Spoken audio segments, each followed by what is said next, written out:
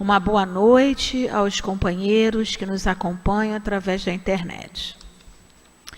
Bom, nas segundas-feiras nós estudamos o Livro dos Médiuns. E a nossa página de abertura de hoje, que todos têm na mão, o título é Psicografia.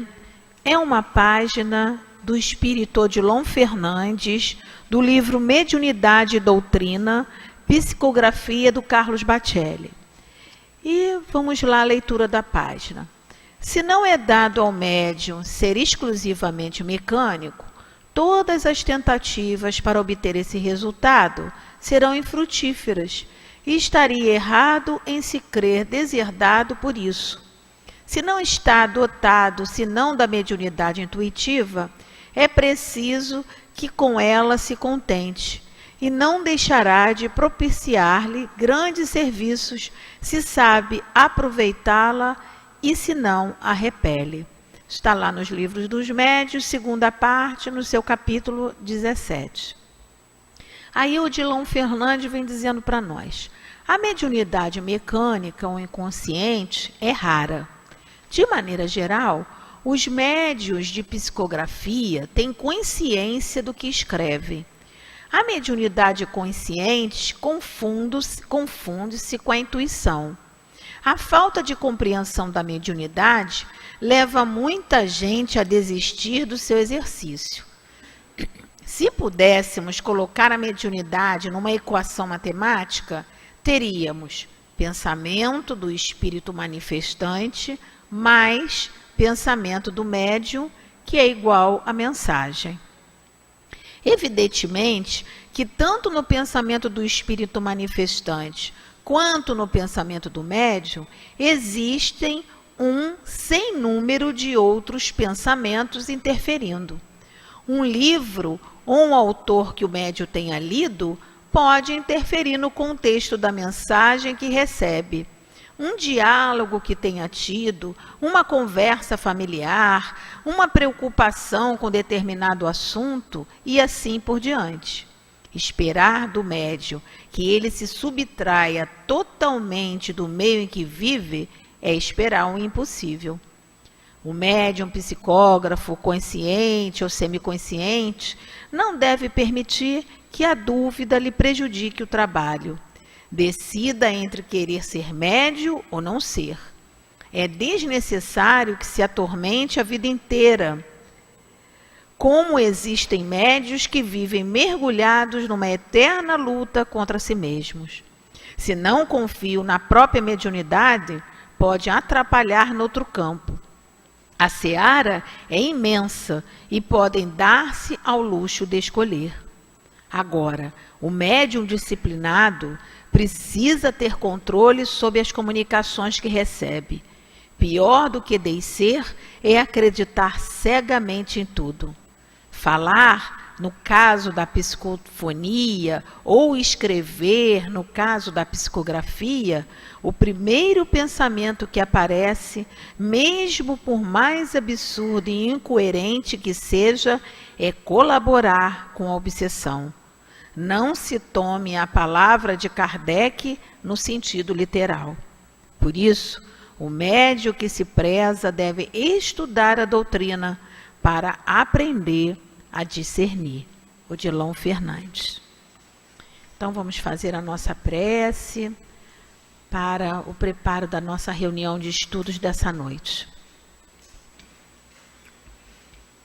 E assim, Senhor Jesus, aqui nos encontramos, Mestre querido, reunidos em Teu nome, para juntos, Senhor, estudarmos a doutrina espírita, o Consolador prometido, à luz dos Teus ensinamentos, à luz dos Teus esclarecimentos. Então, Mestre querido, que as nossas primeiras palavras na noite de hoje seja de agradecimento pela oportunidade bendita de estarmos numa casa séria de estudo e de trabalho. Então, Senhor Jesus, nós nos dirigimos ao Teu coração para, em Teu nome, em nome da diretoria espiritual amorosa de nossa casa, de Leon Denis, de Allan Kardec, mas, sobretudo, em nome de Deus, pedirmos a permissão para darmos por iniciado a nossa reunião de estudos e passos dessa noite. Fica conosco, Jesus, abençoa-nos, que assim seja, graças a Deus. Bom, meus irmãos, nesse horário, a segunda-feira, nós estudamos o livro dos médiuns, né? E o estudo de hoje vai ser desenvolvido pelo querido Célio, né? E nós vamos estudar o seu capítulo 13, que trata da psicografia. Os itens são 152 a 158, e nós vamos ler o 152 para dar tempo para o Célio desenvolver o seu estudo. Então, vamos lá. Psicografia, psicografia indiretas, cestas e pranchetas e psicografia direta ou manual. O item 52 fala assim: a ciência espírita tem progredido como todas as outras e mais rapidamente que estas, pois apenas alguns anos nos separam desses meios primitivos e incompletos, que trivialmente chamavam de mesas falantes, e já estamos em condições de poder comunicar com os espíritos tão fácil e rapidamente quanto os homens o fazem entre si, e isto através dos mesmos meios, a escrita e a palavra. A escrita, principalmente, tem a vantagem de demonstrar de maneira mais material a intervenção de um poder oculto e de deixar traços que se podem conservar, como fazemos com a nossa própria correspondência. O primeiro meio utilizado foi das pranchetas e das cestas munidas de lápis. Eis aqui qual a disposição delas. Então, meus irmãos, nós vamos agora passar a palavra para o companheiro Célio, nosso querido amigo, pedindo a Deus que o envolva. Bom estudo. Boa noite. Estão me ouvindo bem? Então, esse assunto do livro dos médiuns, ele é interessante porque ele fala da ciência espírita. E a gente sabe que a doutrina espírita, muitas pessoas pensam assim, a doutrina é religiosa, é apenas uma religião. Na verdade, ela tem 3 aspectos importantes, né? Que é o religioso, porque nós temos como exemplo o cristianismo, aí temos o evangelho segundo o espiritismo, para nos apoiar nesse aspecto. E lá Kardec vai estudando as partes morais todas que o Cristo ensinou, a partir do que os espíritos foram contribuindo com ele, com aquele aprendizagem, com o aprendizado do ensino do Cristo. Depois a gente tem toda uma parte científica que nasceu dessa relação entre o espírito encarnado e o espírito desencarnado e a aplicação de tudo isso. Como a gente entender as manifestações. E o Kardec não aprendeu como um estalo, com muita rapidez, essa ciência. Porque a ciência espírita, ela é, como eles chamam de empírica, ou seja, uma ciência que foi sendo construída a partir da própria experimentação. E olha que coisa interessante, que parece até engraçado quando a gente lê aqui o texto. Que começou-se a ter uma relação mais próxima de Kardec com os espíritos por meio daquele fenômeno que a gente já ouviu falar das mesas falantes ou das mesas girantes. E que não aconteceu só no lugar, aconteceu em vários países da Europa, na América, mais ou menos no mesmo tempo.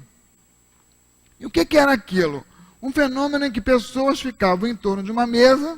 Essa mesa normalmente era uma mesa redonda, com 3 pezinhos. Eles colocavam as mãos, às vezes colocavam as mãos sobre as mesas, cada um deles se ligava assim, um dedinho no outro, fazendo uma correntezinha, porque acreditava que aquela corrente tinha um segmento ali energético. Alguns não punham a mão sobre a mesa, colocavam só acima da mesa, mas o que acontecia é que aquela mesa se mexia, fazia movimentos, girava em torno de um pé só, subia, descia, se movimentava na direção de um, na direção do outro. E o Kardec, quando olhou esse movimento, ele entendeu que isso tudo poderia ser mecânico, como se tem os movimentos de vários motores. Então, para ele, estudioso, que tinha tido um conhecimento bastante bom de mecânica, de física, ele entendia que aquilo ali não era nada demais. porque era um movimento de um corpo, um movimento mecânico. Até que Kardec observa que a mesa começa a se comunicar. E aí ele toma uma atenção especial ao fato. Porque ele diz, bom, mesa não tem cérebro, mesa não pensa, mesa não tem estruturas que permitam isso, uma mensagem. E aí então ele começa a observar e descobre por trás daquela movimentação a existência dos espíritos. E aí ele começa a trabalhar para entender. Quando ele descobre que aquela força, descobre no sentido de que, não que ele vai descobrir, ele é revelado que aquelas forças se chamam espíritos, que eram as pessoas que haviam vivido entre nós, que podiam se comunicar conosco, ele fica muito interessado em estudar. E observa que existia um meio muito interessante de conseguir as mensagens. Que as pancadas, elas eram muito complexas para trazer uma mensagem longa. Porque começou com as pancadas, que a gente chamava de tipologia, que as pessoas batiam. Na verdade, os médiuns ficavam no ambiente escutando as pancadas que os espíritos produziam. Mas vocês imaginam você uma mensagem, contar várias vezes as pancadas para chegar a uma palavra, uma pancada da letra A, 2 pancadas da letra B, 3 pancadas C, e imagina como isso era amoroso.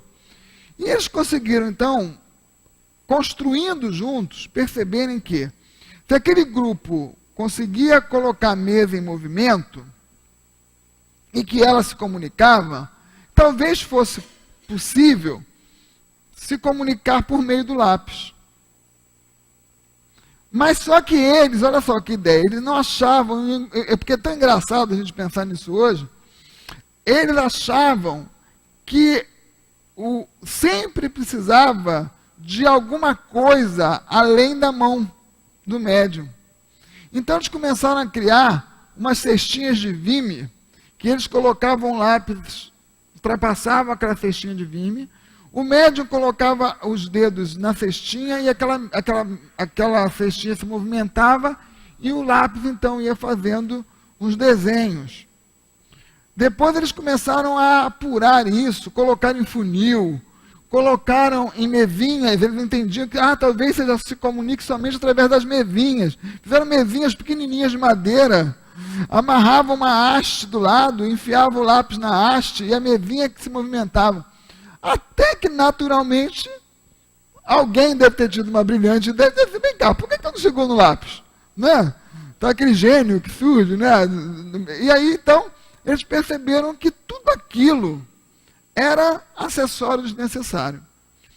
Mas o que foi mais bacana é que muita gente achava, e isso é muito legal da gente pensar, que aquele intermediário ficava munido, ou seja, aquela mesa, aquela pranchetinha, aquela cestinha de vime, aquele funilzinho,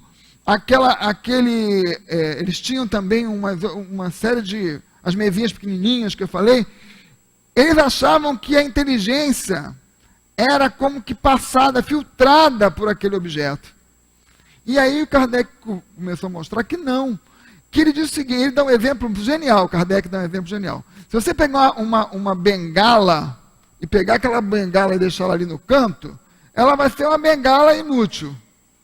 Né? Se você pegar uma bengala e sair andando com ela, ela já começa a ter um efeito inteligente. Mas é a bengala que anda? Não, é quem conduz a bengala, né, que a faz fazer um movimento que possibilite alguém que precise dela caminhar. E tem mais, tem pessoas que pegam bengala e fazem comandos com as bengalas. Né? Dão batidas, informações com aquela bengala. A bengala se tornou inteligente? Não, ela é fruto de alguém inteligente que a comanda. E isso foi muito interessante, porque tirou, olha como isso é sério, a gente vem dar conta. Isso tirou toda a questão do ritual, do exterior, para demonstrar a necessidade de manifestação dos espíritos. Ou seja, os acessórios exteriores não são necessários. Isso é um ganho muito grande. Por quê? A gente que tem algumas experiências com médiuns novatos, e os médiuns novatos são ótimos, porque eles são destrambelhados. Porque não sabem, não é? Então eles chegam assim, estão à vontade, sabem nem o que estão fazendo. E a gente aprende muito com o médium novato, porque a gente olha e percebe o fenômeno assim, de uma maneira muito radical, né? Como eu falo radical, no sentido da raiz. Está muito ali, não é no primitivo da coisa. Então eu já vi, por exemplo, alguns médiuns iniciantes que eles tinham o movimento dos olhos que saíam e ficavam, os olhos ficavam mexendo para um lado para o outro, para um lado para o outro, para um lado para o outro, para um lado para o outro, não parava. E era um movimento muito ativo e muito difícil de alguém fazer. Né? E a gente olhava e percebia aquilo. Em outras circunstâncias também, nós víamos uma pessoa que não tinha menor conhecimento de música e ela cantava lindamente. Se mandasse ela cantar sozinha, ela desafinava horrores, ela nem cantava. Mas quando estava com o espírito, ela cantava, e cantava muito bem, era uma médium de sexo feminino, ela cantava muito bem e cantava em inglês, ela não sabia nada, não sabia nem cantar, nem sabia inglês. Né? E a gente teve a oportunidade de ver esse fenômeno muito, muito bacana do aprendizado espírita. E aqui, então, ele comenta que no início daquele processo, ele conseguiu perceber que escrever e falar era muito natural para o espírito.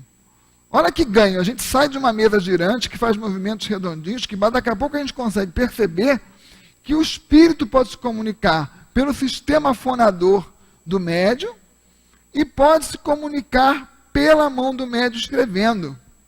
Agora, o que é importante perceber é que algumas vezes, aí Kardec observando, ele percebia que o médium escrevia mecanicamente. Era como se um frêmito chegasse no braço dele e fosse levando o braço dele para tudo quanto era lado, e quando terminava a comunicação, ele não sabia nada que tinha escrito.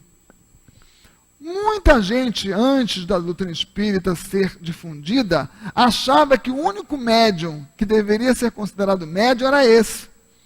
Porque eles diziam, esse médium que é um médium puro, que é um médium que não entende, não sabe nada do que está fazendo. A doutrina espírita diz que não, que o médium intuitivo, aí já vamos saímos do mecânico para o intuitivo, é aquele que ouve o que o espírito está dizendo e transmite para o papel com o seu movimento natural. E aí ele então, mas por que isso é bom? Não tem interferência do espírito do médium nisso? E aqui nessa primeira mensagem do Odilon ele fala isso, que muitos médiuns deixam de ser médiuns porque ficam sempre achando que eles estão influenciando na mensagem. No livro Mecanismos da Mediunidade, o Chico Xavier, que o psicografou por meio de André Luiz, o André Luiz diz o seguinte, olha, o médium não deve se preocupar com isso. Ele deve se preocupar em ser útil. Porque se a gente quer fazer o bem com a mediunidade, então eu fico o tempo todo querendo saber se sou eu, se não sou eu. Não, deixa fluir as coisas. E aí a gente vai avaliar. Essa preocupação é uma preocupação desnecessária. Por quê? Nós sempre interferiremos nas manifestações. Quer queiramos ou não. Por quê? Porque nós somos um canal. Então, na hora que a gente recebe a informação do Espírito, nossos conhecimentos, por exemplo, aqui hoje, nessa mensagem aqui, na hora que ela leu assim, ó, é pior do que descer, é acreditar cegamente em tudo. Aí eu falei, não pode ser descer, é descrer. Né? Aí eu vim aqui corrigir. Se eu estivesse recebendo essa mensagem, eu faria isso. Se a mensagem tivesse vindo pela gente, a gente ia perceber que o espírito pode ter se confundido, e aí a gente então modifica. Mas não modifica a essência. Você pode modificar a forma. Mas o médium que já tem uma responsabilidade, ele não modifica a essência. Ele sabe que a essência tem que ser mantida. Mesmo que ele interfira numa palavra ou noutra. Não precisa ter 100%, não é? E aí tem outra coisa importante também.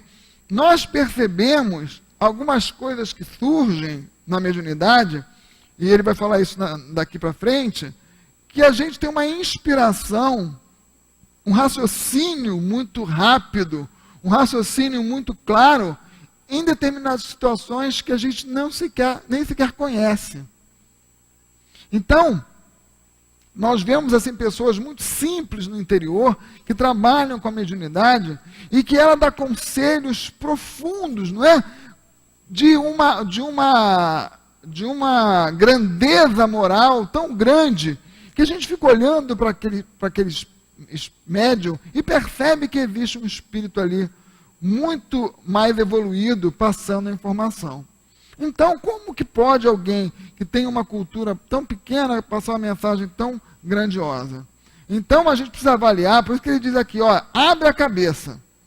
Se ficar com a cabeça fechadinha, não vai conseguir entender nada.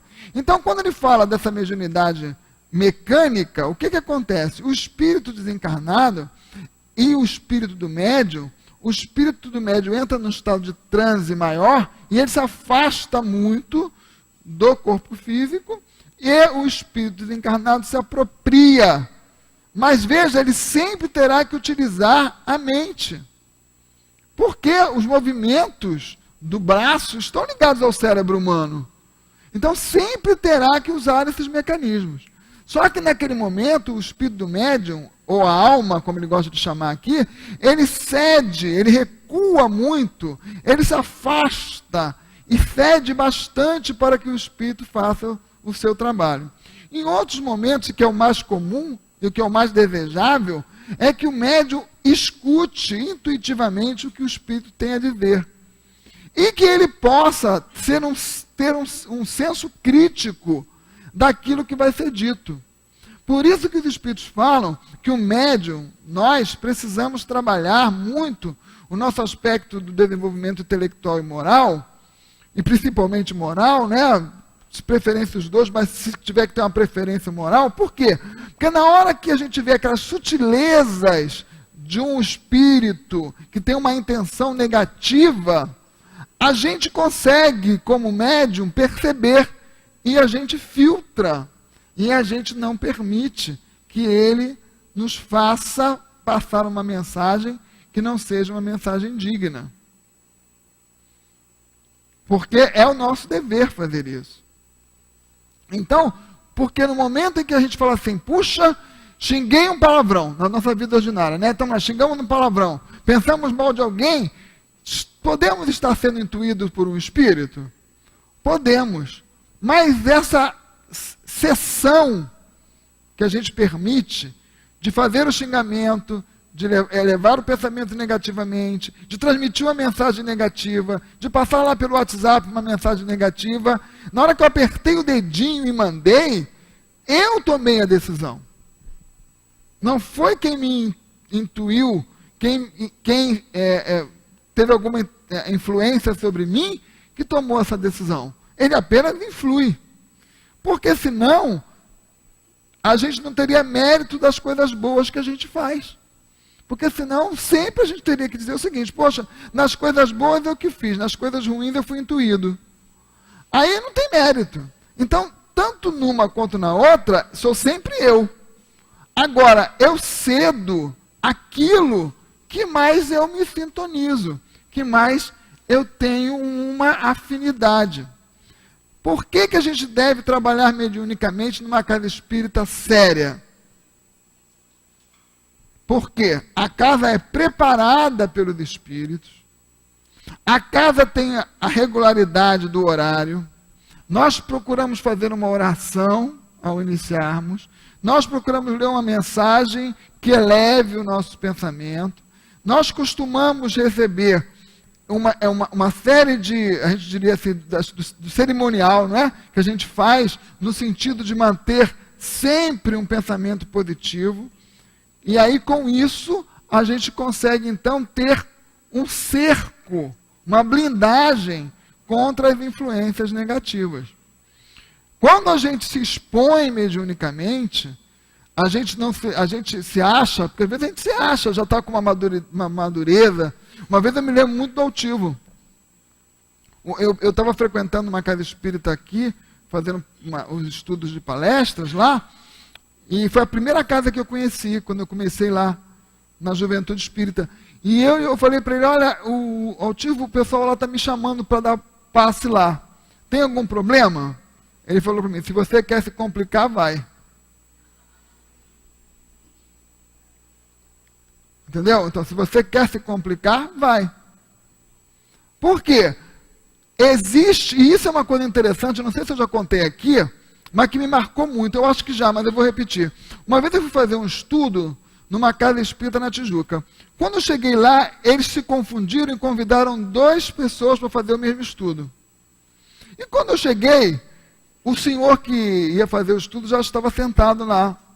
E aí o presidente da casa veio muito assim, preocupado, falar comigo que ele estava sem graça porque ele havia chamado 2 pessoas para o mesmo estudo, e que aquele senhor tinha vindo de Anchieta, e que se eu me incomodava, eu digo, não, está ótimo, não se preocupe com isso, vou assistir, fica tranquilo. E eu assisti, que foi ótimo o estudo, por sinal, e quando terminou, eu fui caminhando com esse senhor para, ele ia pegar o ônibus perto ali daquele shopping Tijuca, e eu ia para casa. E quando eu cheguei, ele virou para mim e disse assim, onde é a casa que você se cuida? Aí eu não entendi. Onde é a casa que você trabalha? Eu falei assim, eu trabalho em várias casas. Eu falei para ele. Ele, não estou perguntando isso. Você fala em várias casas, mas agora onde é que você está afiliado? Eu estava saindo daqui para ir lá para perto de casa. Eu falei, eu estou começando a frequentar. Olha, não tem essa de começar, não. Você tem que ter uma casa para cuidar de você. Porque a gente não pode, a gente tem que ter uma casa regular, em que a gente vá, pelo menos uma vez por semana, sempre naquele horário, para assistir às palestras, ou para desenvolver a mediunidade, e principalmente para ser cuidado pelo plano espiritual. Você não pode ficar pulando daqui para cá, daqui para lá, daqui para lá. Olha que coisa interessante. Eu nunca tinha pensado nisso, porque você, tô bem, né? Mas, e aí? Olha quanta coisa que a gente não se dá conta. Por quê? Os espíritos, eles vão conhecendo o nosso fluido. E vão trazendo, naquela reunião semanal, que a gente sabe que vão nos encontrar ali, porque temos uma regularidade, eles trazem os mecanismos de cura. Através de quê? De uma pessoa que nos vem trazer uma mensagem como esse senhor. Será que foi por acaso que ele convidou 2 pessoas? Não, né? Segundo, ele traz palestras, assuntos que são pertinentes à nossa necessidade espiritual. Eles preparam o fluido.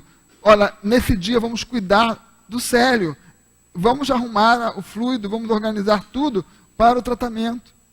Se a gente não tem regularidade, como é que eles vão cuidar? Né? Então, é preciso ter esse cuidado. Então, trabalhar na casa espírita. Aí, voltando lá, médium intuitivo é o melhor.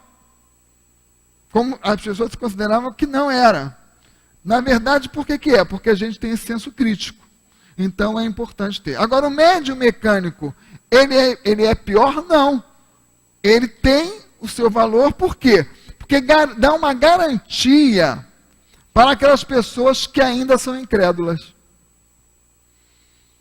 Vocês se lembram, quando teve um movimento ali na Penha, do médium Rubem, que começou a fazer curas, e ele, ali no Curtume Carioca, houve uma reunião muito grande. Eu tenho uma amiga muito próxima, que ela conheceu o trabalho do Rubem, na Zona Sul, ali, parece que era em Botafogo, e ela ia para lá para limpar o salão antes de começar o trabalho.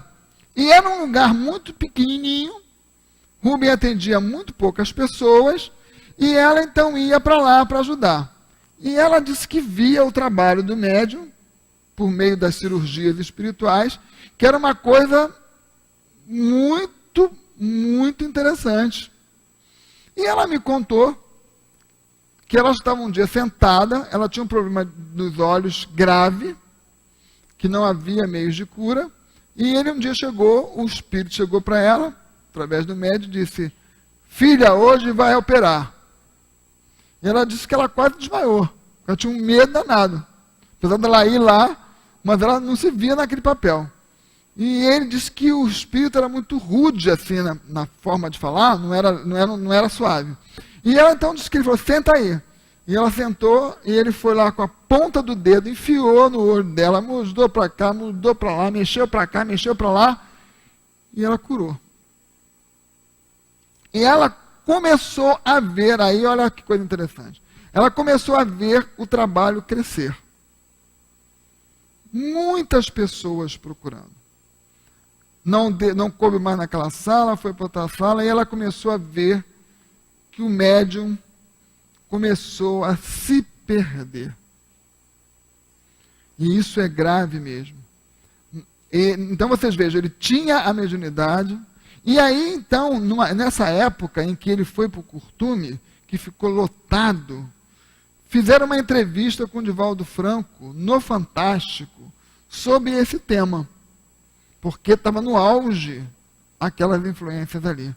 E então perguntaram ao Divaldo Franco: Divaldo, qual é o objetivo dessas manifestações que estão acontecendo no Rio de Janeiro, por meio do médium tal, que faz cura nas pessoas? E aí o Divaldo responde magistral. Ele diz assim: essa não é o papel da doutrina espírita.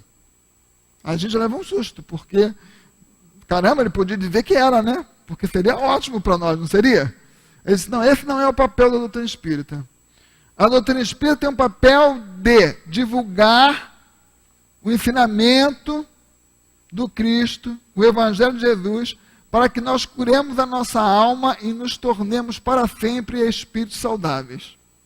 Então ele já coloca uma coisa bem diferenciada. Aí o repórter insiste: ué, mas por que a espiritualidade então permite isso? Ele diz: apenas para atrair os incrédulos. Porque na hora que você vê alguém enfiar o dedo no olho de alguém, sem anestesia, mexer lá, mexe para cá, mexe para lá, faz aquela cirurgia sem sutura, né? Coloca o dedo lá dentro e retira as coisas. Nem a pessoa quer saber. Quer entender o que é aquilo? E aí muitas pessoas se tornam espíritas a partir daí. Não é? Porque vê um mundo novo para ele. Mas não é a finalidade da doutrina espírita. Por isso que a gente evita, vocês vejam, aqui nas quartas e sábados, nós temos o trabalho do atendimento pelos médios que fazem o receituário, nós não vemos nenhum deles. Seria, assim, muito legal se nós estivéssemos numa sala com vidro e que nós víssemos eles ali psicografando. Né? Poxa, aquilo devia... Né? Mas não é o objetivo. O objetivo da doutrina espírita é sempre ter muita discrição, ser muito discreto, porque o trabalho é da espiritualidade, a gente é um instrumento. Então, esse tipo de coisa não acontece. E o Rubem, como aquilo cresceu muito, e aí, nós seres humanos, nós temos um defeito grave, graças a Deus. Eu digo graças a Deus, porque é Deus que nos fez com essa dificuldade. Quando a gente faz uma coisa mal feita e é bem sucedido, a gente diz: ai, que bom, ninguém viu. Né? Aí daqui a pouco tu esquece e faz de novo. Daqui a pouco você esquece e faz de novo. Aí acontece o que aconteceu no jogo da Ponte Preta, né? Alguém viu aí, já sabe o que foi, né? Então o que acontece? O que acontece ali? A pessoa pensa que não vai ser vista. E aconteceu com o Rubem a mesma coisa. Quando ele foi chamado a viajar para a Europa, a tratar daquele ator que tinha caído do cavalo, que tinha feito Super-Homem, né? E toda aquela mídia ali em cima, ele acabou se perdendo no objetivo que é: o médium precisa ser discreto. O trabalho, esse não pode ser assim. Então, olha, você pode assistir a pessoa tal, tem que ser muito discreto. E aí começam os favorecimentos. Eu te pago o avião para você ir para tal lugar, eu te levo para o restaurante caro. E a gente, ser humano, acaba embarcando, né? E aí a situação ficou difícil. Não que ele não tivesse realmente aquela aptidão. Tinha. Porque essa minha amiga é uma pessoa muito honrada, muito séria. Então a gente vê que isso realmente é um fato. Então, quando a gente vai falar em mediunidade, e aí falar de psicografia, é muito natural que a gente procure fazer os exercícios. Onde que a gente deve fazer esses exercícios? Podemos fazer em nossa casa? Sim. No próprio livro diz. Desde que eu faça uma prece, me recolha, tenha de preferência um horário em que eu possa colocar uma folha de papel à minha frente, segurar o lápis e deixar, entro na minha prece, e depois acomodo o pensamento e aguardo. Começo a ouvir alguma coisa, eu passo para o papel. Ah, mas o que é isso? Passa para o papel, depois avalia. Normalmente nós fazemos isso na casa espírita, no desenvolvimento mediúnico, onde que se faz esse treinamento para o médium conseguir desenvolver essas aptidões. A maioria de nós tem a intuição. Por quê? Nós vemos assim, tem umas pessoas que elas têm a intuição. Eu vou dizer uma coisa interessante comigo, que eu gosto de falar de mim, porque é meu, né? Aí é mais fácil da gente conversar. Por exemplo, em algumas vezes eu costumo ouvir canções. Né? E aí eu ouço as canções e eu, como eu estou com o celular na mão, eu gravo o celular. Quando eu não estou com o celular na mão, eu tenho que correr para algum lugar para arrumar alguma forma de gravar. Então, normalmente eu estou com ele. E já foi muito interessante, porque uma vez eu fui à padaria e eu ouvi aquilo, leva o celular. Eu falei, não vou levar não, vou na padaria. Não. Aí quando eu estou voltando da padaria, eu comecei a ouvir. E aí eu não estava com o celular. Já perdi aquela informação. Então, e tinha uma coisa muito interessante. Uma das músicas, eu lia e cantava a música, mas chegava um determinado momento, olha que coisa interessante, chegava um determinado momento da letra, travava. E aí eu comecei a me perguntar, por que está travando? E aí daqui a pouco eu fui deitar, dias depois, muitos dias, eu fui me deitar e aí eu comecei a escutar aquilo, levanta e lê que tem uma coisa errada na música. Aí eu levantei, cabeça gira, queima, sabe, fica quente. Aí eu levantei, peguei o papel onde estava escrito e comecei a ler. Até que eu chegava naquele ponto, travava.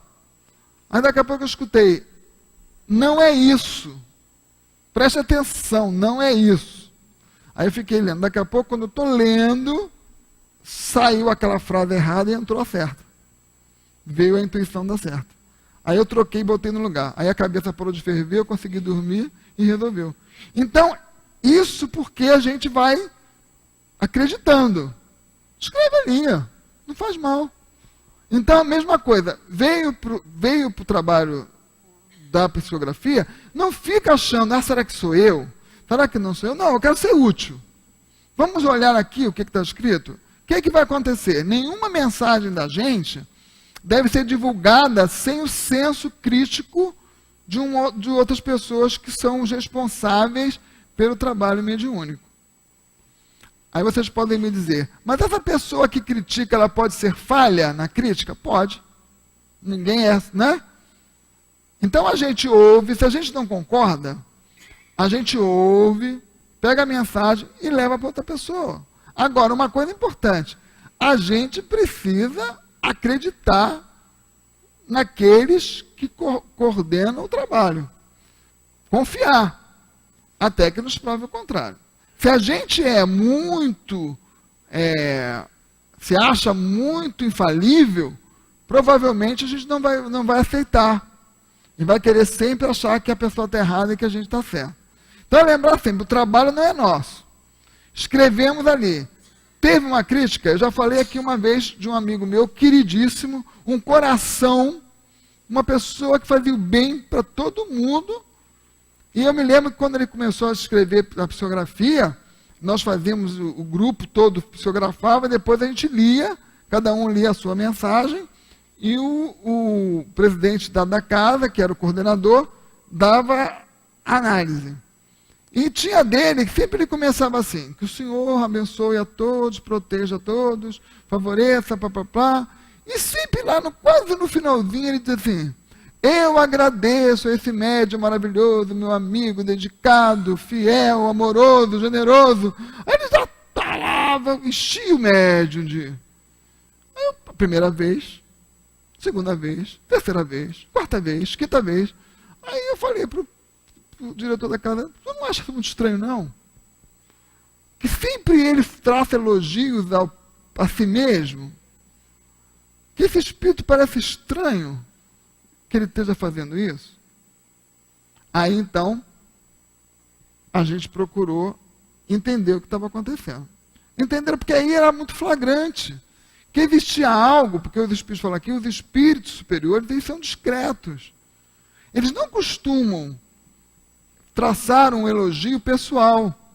Eles podem travar uma menção geral, nunca pessoal. Não é? Eu me lembro quando eu estava começando a estudar doutrina espírita, que um espírito uma vez falou assim: está estudando, né, meu filho? Aí eu falei assim: estou estudando. Passei lá na tua casa e te vi, continua. Quer dizer, então, existia um estímulo aí, né? Um estímulo. Mas não dizia assim: olha, ele podia ter dito: olha, você é ótimo fazendo isso. Aí já muda. Você é maravilhoso. Não. Está estudando, né, meu filho? Continua fazendo isso. Quer dizer, então é diferente. Então, não vamos travar. Vamos deixar as coisas fluírem. Vamos descrever com tranquilidade. O médium mecânico, ele é muito raro. E o próprio Kardec e os espíritos dizem que ele não tem nenhuma diferença. Então, por que ficar buscando essas coisas? Ah, não. O médium que sabe o que está ouvindo, o que está dizendo, não é médium. Não é isso. O médium ouve, passa para o papel e a gente percebe. Mas tem tanta diferença, gente. Quando a gente vai desenvolver a mediunidade, tem tanta diferença. A nossa mente, a energia que vibra no cérebro, era totalmente diferenciada. Sabe? As pessoas que têm a mediunidade, ela percebe uma calor nas mãos muito intenso. Muitas pessoas até chegam a pingar suor na hora que ela está escrevendo. Outra coisa também é como o pensamento flui muito rápido, que a gente não consegue dar conta da rapidez que aquilo está fluindo ali. O uso de uma gramática mais apurada. Outra coisa também é o sentimento do espírito. Quando o espírito ele está no momento de sofrimento, a gente percebe fisicamente, não é, aquele mal-estar que o espírito está sentindo. Mas isso é exercício. A gente não pode pensar assim. Quer ver? Olha como é que as coisas são interessantes em mediunidade. Numa ocasião, eu estava aplicando um passe, e aí eu percebi, não estamos falando de psicografia, mas para a gente ter uma ideia. Eu estava aplicando um passe, e eu percebi uma intuição que eu deveria atuar em determinado ponto do corpo daquela pessoa. Poxa, a gente dá passe regularmente todas as segundas-feiras. Como que isso não se dá sempre? Naquele dia, aquela pessoa que se colocou à minha frente, eu ouvi que faça isso. Aí eu fui, concentrei, fiz o que tinha que fazer. E aí, olha os perigos. Quando terminou, ela virou, me esperou e disse assim: olha, que passe o senhor me deu, hein? Aí que a gente tem que estar de orelha em pé. Né? Aí eu virei para ela e falei: não, senhora, não é isso. A casa toda se prepara para lhe receber. Então você não deixa criar esse tipo de personalismo. Agora, fica um registro de que realmente houve alguma coisa e que ela percebeu. Que alguém realmente, efetivamente auxiliou. Mas a gente só não pode deixar Porque aí eu poderia, puxa, escutei, né? Fiz, e ela gostou, eu sou médium. Não, não pode, porque não é isso que se espera da gente. Então, com muita tranquilidade, dizer, não, a casa se prepara para lhe receber. Né? O plano espiritual sabe das suas necessidades. Então, a gente vai conduzindo, tirando aquele pensamento da pessoa. É muito comum a gente ver, pegar uma mensagem, que é uma mensagem muito positiva, e divulgar e colocar o nome do médium. Não bota, não precisa. Pode só botar assim, mensagem mediúnica, ponto. Não precisa. Deixa aí.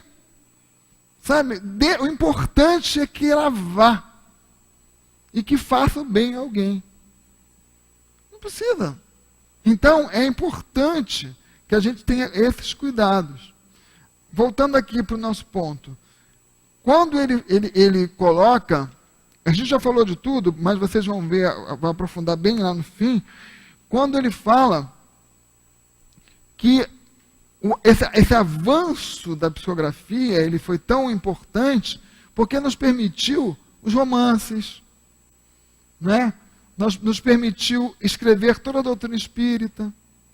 Quando eles descobriram esse mecanismo, toda a doutrina espírita foi psicografada. Poucas mensagens aqui não foram psicografia. Então a gente olha e vê o avanço que deu. A gente poder escrever num texto, não é? Corrido, obras grandiosas. E vocês vejam, há 2000 anos, quem já leu há 2000 anos aqui? Já leram? Você sabe quantos meses o Chico Xavier levou para escrever aquele livro? É impressionante, né? 3 meses. Em 3 meses ele escreveu. Ele recebeu a mensagem de Emmanuel em outubro. Em fevereiro, final de fevereiro, o livro estava pronto. Né? Tem alguns outros livros que a gente... E vocês podem ver isso na introdução do livro. Eles começam a contar essa história do livro, lá estão as datas, as referências. Outubro e fevereiro. Depois eles falam. Ele também tem uma coisa extraordinária, que é quando ele fazia uma parceria com o Valdo Vieira, em que um escrevia a página par, o outro escrevia a página ímpar.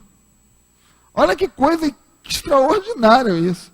Só isso já seria motivo para estudar esse fenômeno. Mas nada. Os dois, cada um no seu lugar, cada um na sua casa, escrevendo uma obra. Um escrevia a página ímpar, outra página, depois juntavam. Primeiro vocês imaginam a potencialidade desses médios, e depois, né? E depois o Valdo, ele se dedica a um estudo mais científico. Né? Ele abandonou a questão da psicografia para o estudo mais científico, que fez bem para muita gente. Foi uma opção, como diz a mensagem aqui. Essa mensagem também é muito interessante, muito importante. Porque ela diz aqui, olha que coisa boa. Ela diz aqui,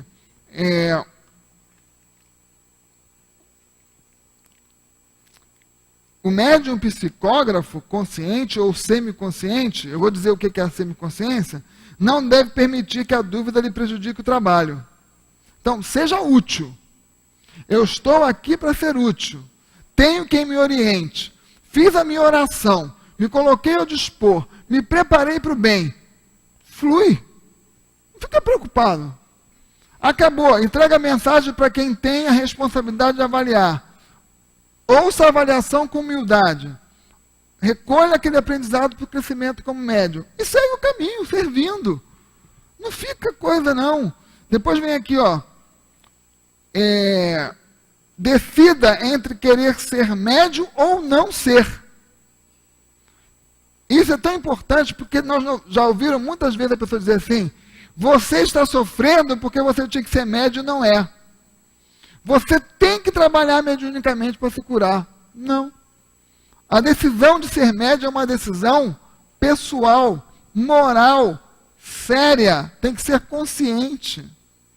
Os nossos sofrimentos, eles são advindos do nosso emocional fragilizado, das nossas dificuldades nas escolhas, das nossas questões anteriores dessa vida, das nossas relações atuais, dos nossos conflitos que nós causamos.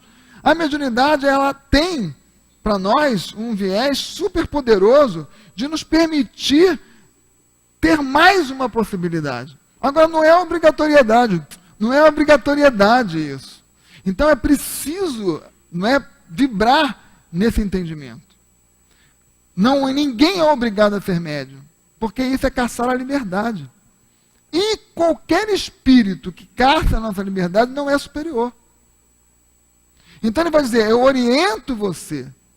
Olha, seria muito bom se você tivesse, porque você tem as aptidões. Agora, ninguém vai entender que ser médium o deixará de sofrer. Não. Quanto médium sofre aí o tempo todo? Dona Ivone Pereira. Exemplo, né? Mas ele trabalhava pra caramba, mas tinha nas suas questões a serem resolvidas. Então não é barganha, é consciência. Eu entendo que eu posso... Chico Xavier, outro exemplo, sofreu pra caramba. Né? O tempo todo ali, na luta dele, com dificuldade de saúde, com dificuldade com as perseguições de toda a ordem que ele sofria, e ali ele entendia que a mediunidade dava a ele uma oportunidade de ajudar o próximo. A mediunidade dava a ele a oportunidade de servir ao seu semelhante. A mediunidade dava a ele um papel de cidadão, de cidadania, de cuidar de alguém que precisava dele.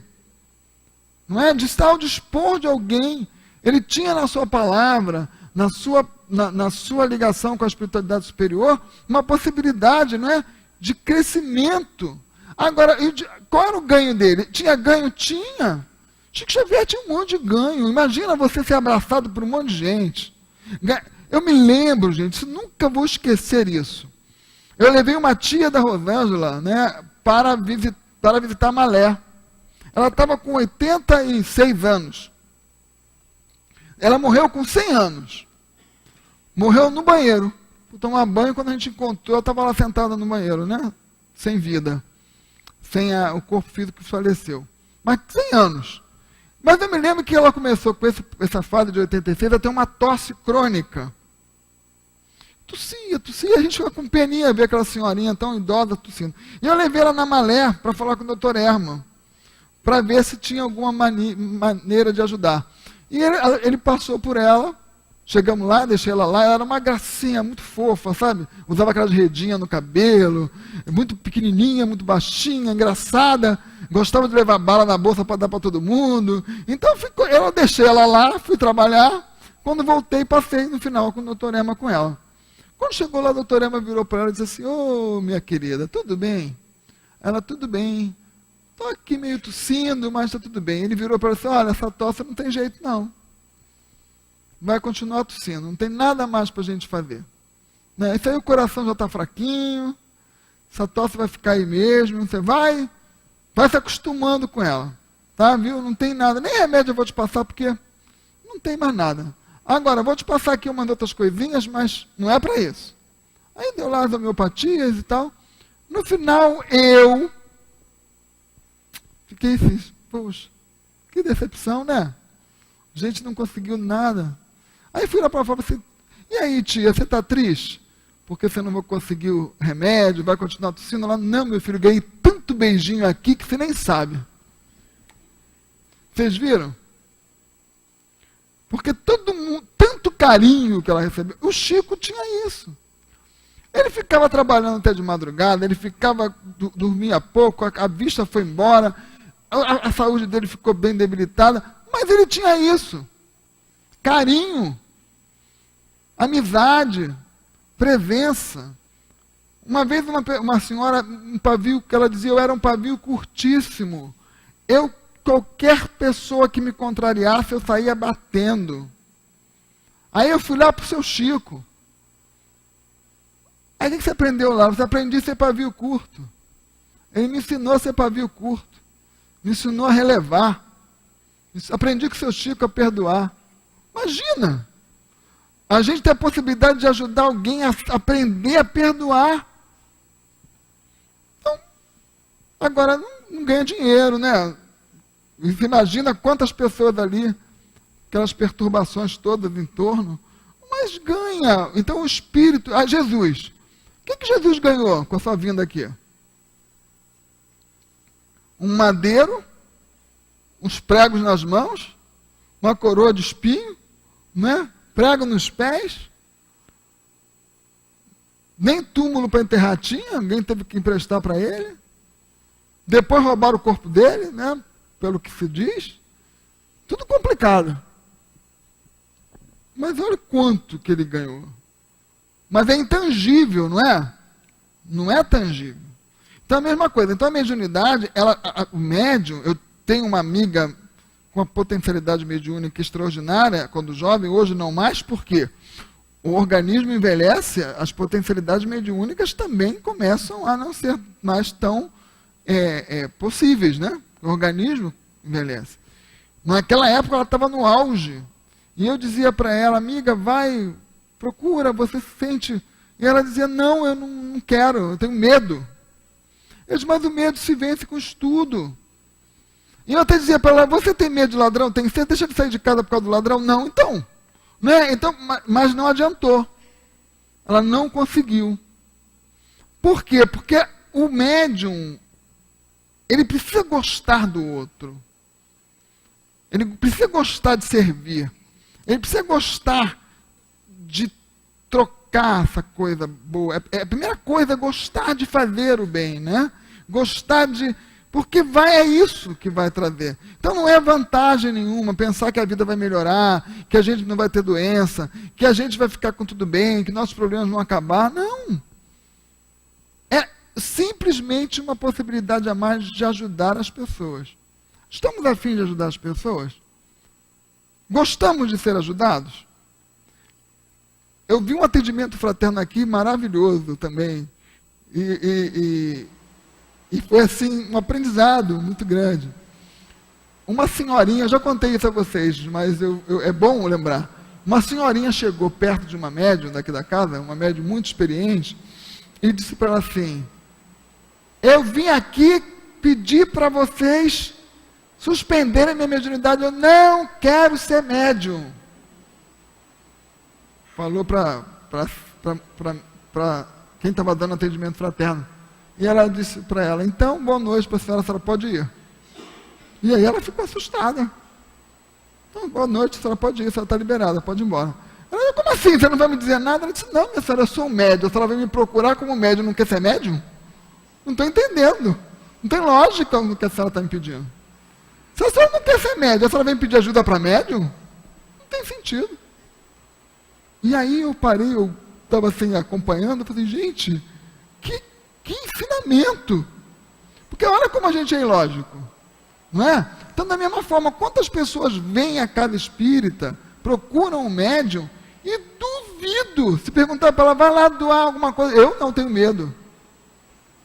Mas tem medo para se doar, mas não tem medo de pegar a ajuda? Não é incoerente? Então, mas não é obrigatório. Todas as vezes que a gente ouvir, você está sofrendo porque você tinha que ser médium, não é. Não acreditem nisso. Nós estamos sofrendo porque a gente não aprendeu a lidar com as nossas questões. Nossa educação emocional é frágil. Nós ainda talvez não aprendamos experiências importantes para lidar com uma série de coisas. Estamos aí descuidados, estamos, desatentos. Mas não é nada disso. E também, viver aqui é estar exposto a uma série de questões. Agora, quero ser médium. Por que eu quero ser médium? Porque eu quero servir ao próximo. Se eu tenho essa possibilidade, eu quero. Eu gosto de servir. Então, a gente vem. Mas sabendo que é para servir mesmo, é para trabalhar.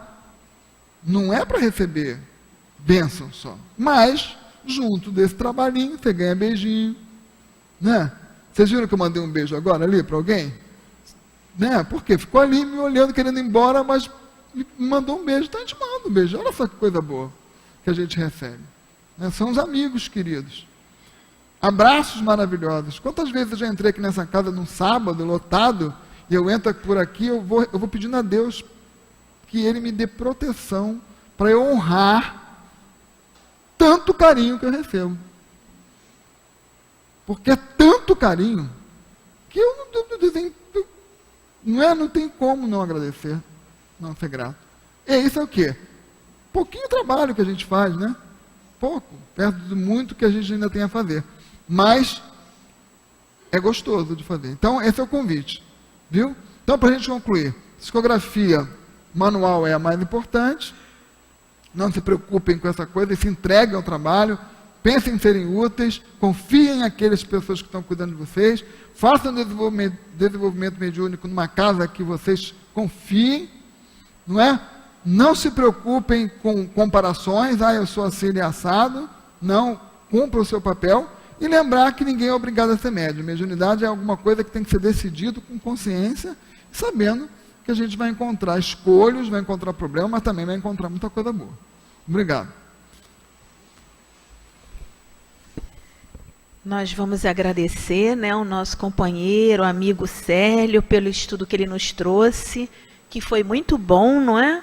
Que Deus o abençoe, que ele possa estar outras vezes aqui conosco. Que Deus o abençoe, meu amigo.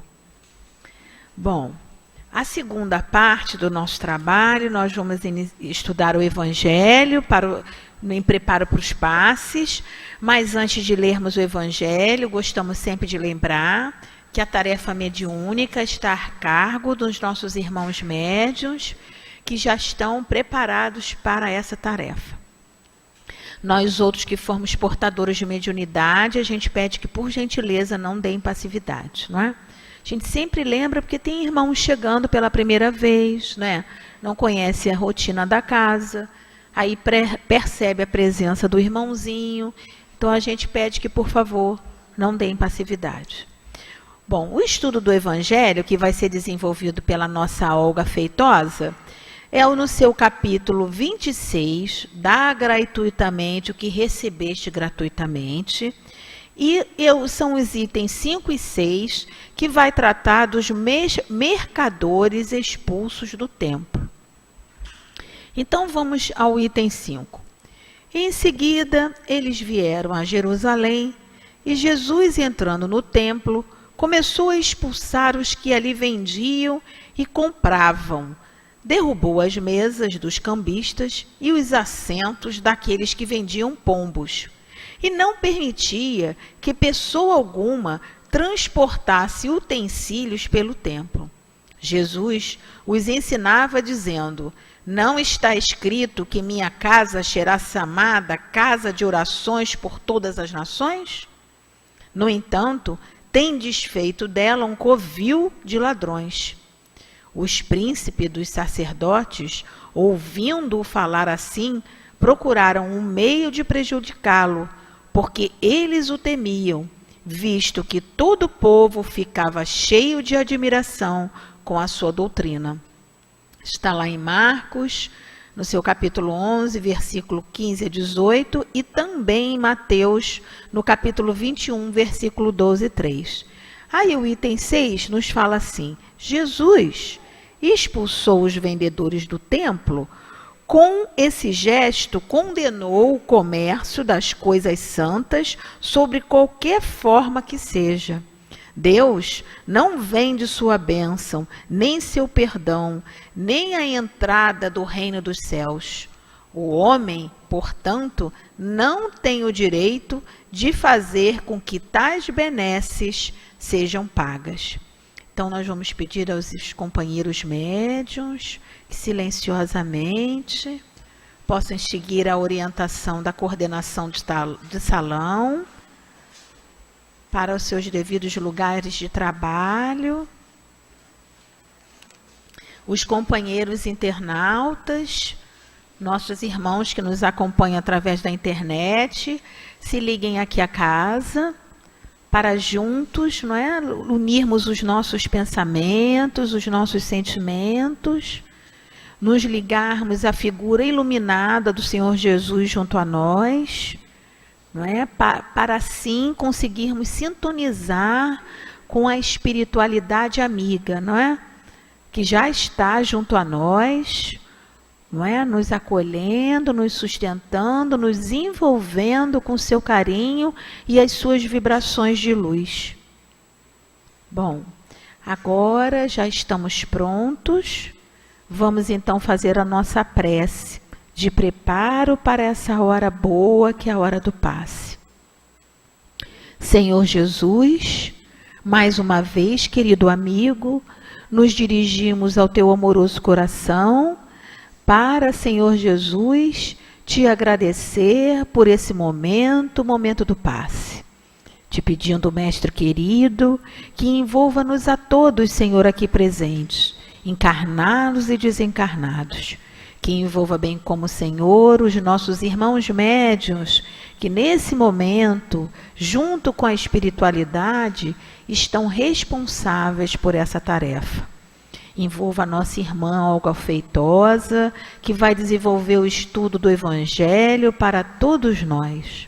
Sim, Mestre querido, agradecidos estamos em teu nome, Senhor Jesus, em nome da diretoria espiritual da nossa casa, mas sobretudo em nome de Deus, damos nesse momento iniciados a nossa tarefa, a tarefa dos passes. Fica conosco, Mestre querido, que assim seja, graças a Deus. Então, queridos irmãos, que Jesus continue nos envolvendo nessa noite maravilhosa de aprendizado para todos nós, quando estamos agora, nesse momento, recebendo os nossos passos, convidando os nossos irmãos que estão em seus lares também para sintonizarem junto a todos nós nesse momento de vibração, que muito nos esclarece, que muito nos ajuda, que a nossa querida Casa Espírita nos auxiliando sempre. Nosso estudo de hoje vem nos falar sobre uma passagem evangélica, do Evangelho de Jesus, quando ao adentrar um templo, Jesus chama a atenção para o comportamento dos homens dentro do templo, que é um local de oração, de pensamentos positivos, de se voltar a Deus, de procurar, através dessa ligação com o plano espiritual, receber todos os benefícios que esse plano, que esses espíritos, que esses anjos podem nos oferecer. E o comportamento de Jesus não é para nos espantar, porque Jesus não veio só com a missão de ser um moralizador, de passar um ensinamento do bem, de esclarecer. Ele veio também nos ensinar as causas e as consequências que as nossas atitudes impensadas podem trazer para nós mesmos. Que o comportamento humano traz lá dificuldades para as nossas vidas futuras como espíritos que somos.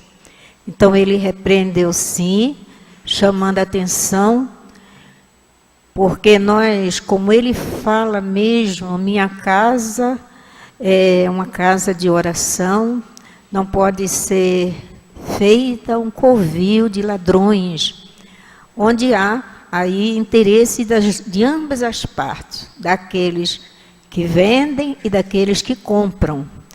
E a gente pode imaginar a circulação dentro do ambiente, se a gente pode pensar num templo onde deve-se estar estudando os ensinamentos das leis de Deus, voltado o nosso pensamento para o alto, estarmos distraídos, distraído com essa ou aquela situação que possa estar ocorrendo.